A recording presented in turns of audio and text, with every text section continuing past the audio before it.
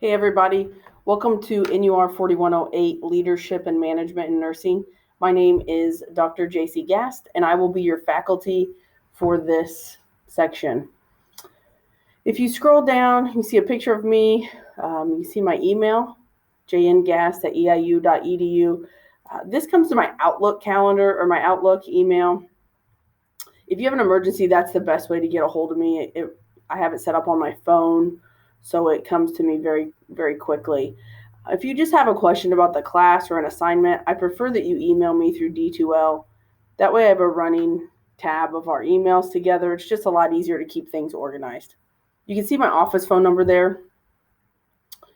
You can try to call me in the office. I typically am on campus 3 days a week and work from home 2 days a week. However, I do check my D2L very frequently.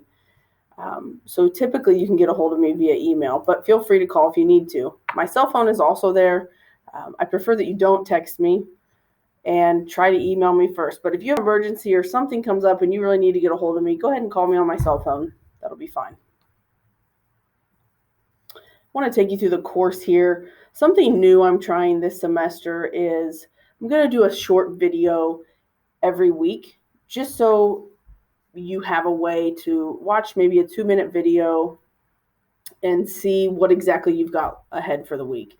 So there's not any confusion moving forward. So if you come up here to content, you should start in the getting started section. Right here, you can find this same video that you're watching. You can learn about the course, you can learn about our policies. And the important one here is the introduction of yourself through the discussion board. So you can go through and introduce yourself. I do ask that you use, that you respond to 2 people in every discussion board post. And I do ask that you use a reference in every discussion board post. You do not need to use a reference in your introduction post, but you should respond to a couple of your classmates.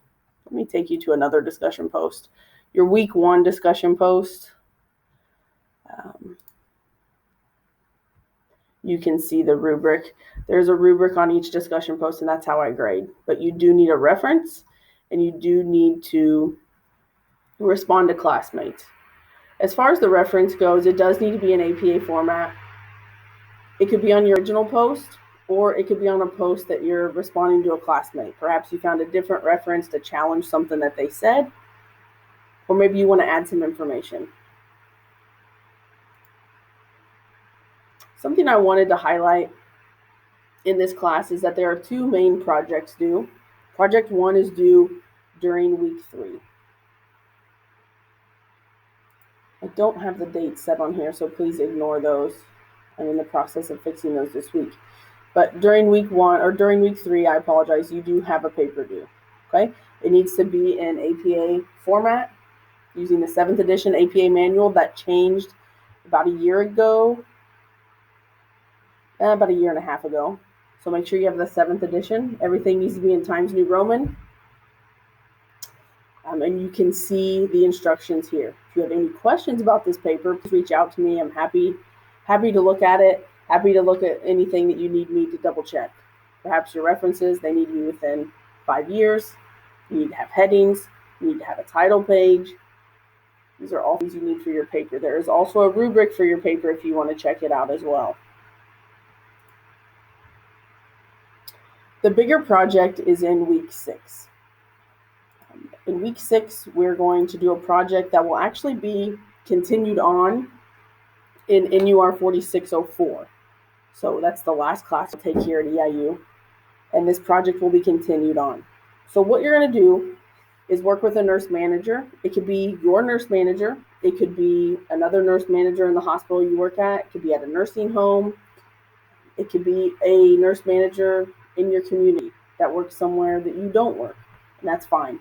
But you need to work with a nurse manager to identify a problem on the nursing unit or within their organization. Then you're going to use the nursing process to assess the situation, identify the problem, and find an evidence-based solution. I'm not asking you to carry out this solution. At this point, we're just identifying a problem and finding an intervention, an evidence-based intervention. So you're going to have sources to back this up. This intervention, though, in UR 4604 will be carried out. So please don't choose a topic that you can't complete. For example, a lot of students want to choose staffing.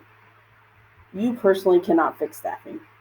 Okay? You also can't fix, someone wanted to implement the Epic into their hospital. Okay, you physically can't do that. That's not something that you can carry out alone. So it needs to be a smaller problem. Maybe something with fall prevention. I've had people do things on hand washing. It does not have to be a huge project. It needs to be some small thing that you can change. Again, 7th edition APA, you have to have 3 scholarly references to back this up. So if you're going to implement a project on putting hand sanitizers throughout your unit, you need to find some articles that back that up and shows that there's evidence that supports that. Again, if you have questions about this, please reach out. This is not something that you want to wait until week 6 to start working on. In fact, in week 4, there will be an assignment where you just submit your topic. This is new this semester. I haven't done this in the past, but I've had so much trouble with this project that I implemented this year. So during week 4, you have a topic submission for project 2. So for 6 points, the 6 of the easiest points that you will ever have, I just need a Word document with 2 sentences explaining your topic and what you're going to do. And I hope that's going to help decrease some confusion. So by week 4, end of week 4, you should have an idea of what kind of a topic you're going to do. Okay. If you need help with that, or if you have questions about that, please email me. I'm more than happy to answer questions. It makes my job easier when I can answer your questions and you can do the assignment correctly.